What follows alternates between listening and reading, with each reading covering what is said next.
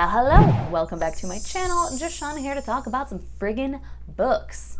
I have bought some friggin' books, and I have finally been able to pick up some books from the library. I was so excited, oh my god. This is one that has to go back to the library, and I've already shown it to you. So first I will show you the couple of books that I have bought recently. One being Stern Men by Elizabeth Gilbert. This is pretty short, and it's one of her earlier ones. I think this was after, oh hey, there's the packing slip. I think this was after Eat, Pray, Love. Like, I think this was her first fiction debut, maybe? So yeah, one of her earlier works. I don't know. I've loved the two books of hers I've read so far, so I wanted to check this one out. It is a wise and charming novel set off the coast of Maine.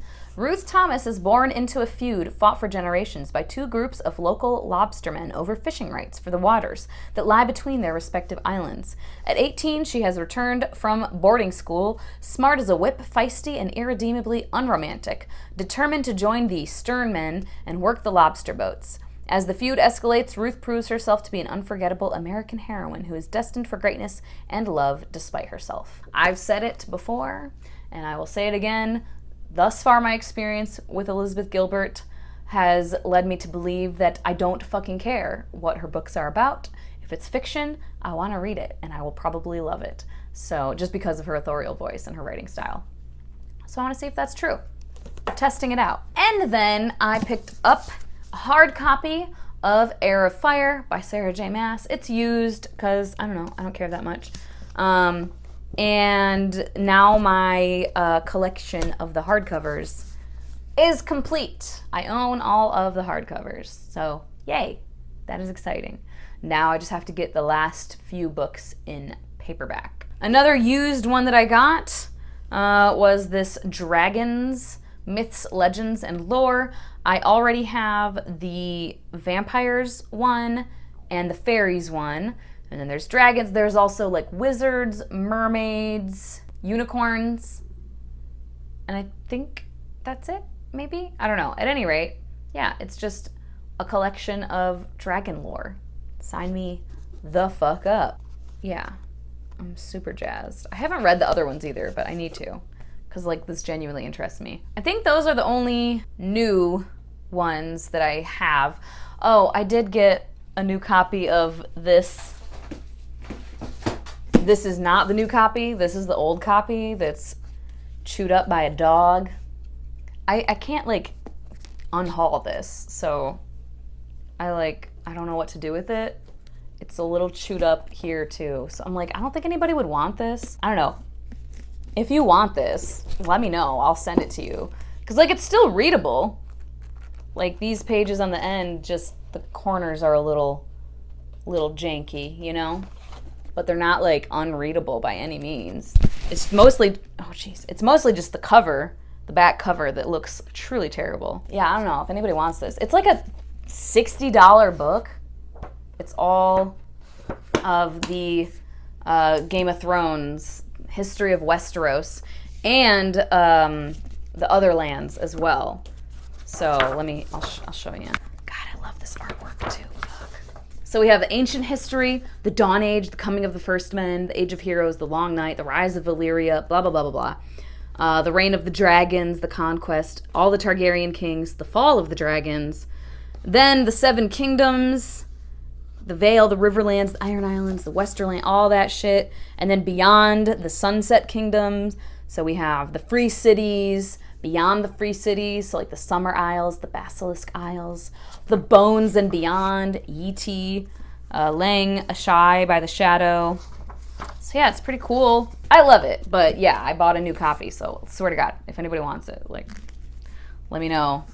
And if you just pay the shipping, I'll send it to you. A pre-order that came in, the book itself is out there, but I have the dust jacket in here. It's ugly as sin, in my opinion. I just don't fuck with green, really. Green is not like a color that I like. And this bullseye shit is weird to me. Like, if it was just green with this weird ass symbol on it, I'd probably be like, okay. But for some reason, this circular shit just annoys me. It's not appealing to my eye. At any rate, I'm currently reading this. It's taking me a hot minute. Everybody like got this damn book and read it in like 3 hours. And I'm over here like reading very slowly at the moment, but anyway. And then the library books that I was able to pick up. This one I'm kind of not that interested in anymore, but I mean, I'll read it. I have it. Scavenge the Stars by Tara Sim. This is a 2020 release. YA fantasy. I don't even know. I don't remember what it's about. Save somebody from drowning. Earns her a longer sentence. Oh, she fears that it'll earn her a longer sentence. But instead, the dude offers her unimaginable riches, a new identity, and the promise of retribution against this guy, the powerful merchant who ruined her family and stole the life she once had. Okay. As they become entangled in a dangerous game of deception. One of them set on protecting the Mercado family at any cost, the other set on destroying it. They find themselves unexpectedly drawn to one another. Oh yeah, this is the gender-swapped retelling of The Count of Monte Cristo. And I've just heard like things about it. I'll pick it up, but I don't know, I have a feeling already that it might be one that I DNF. We'll see. And then my classic pick for my seasonal TBR is North and South by Elizabeth Gaskell. Literally don't remember. Her father leaves the church in a crisis of conscience. Margaret Hale is uprooted from her comfortable home in Hampshire to move with her family to the north of England, initially repulsed by the ugliness of her new surroundings in the industrial town of Milton. Margaret becomes aware of the poverty and suffering of the local mill workers and develops a passionate sense of social justice. This is intensified by her tempestuous relationship with the mill owner and self-made man John Thornton, as their fierce opposition over his treatment of his employees masks a deeper attraction. Elizabeth Gaskell skillfully fused individual feeling with social concern, and in Margaret Hale created one of the most original heroines of Victorian literature. Okay. Could be good, could be not. As always. This is a really nice floppy ass paperback too. Oh my god, that is so satisfying. And then what did I call it? A Crown for Gold and Silver, but it's really A Crown for Cold Silver by Alex Marshall. This bitch is huge. I had no idea. My god. What the fuck? It's so big. Why is it so big? How many pages is it? Oh, Alex Marshall is a pseudonym? For who? It doesn't say. This is 646 pages. It looks so much bigger than that, honestly. I think the pages, probably because they're like paper, I don't know, like they're thicker. The quote is, "It was all going so nicely, right up until the massacre. 20 years ago, feared General Cobalt Zosha led her 5 villainous captains and mercenary army into battle, wrestling monsters and toppling an empire. When there were no more titles to win and no more worlds to conquer, she retired and gave up her legend to history.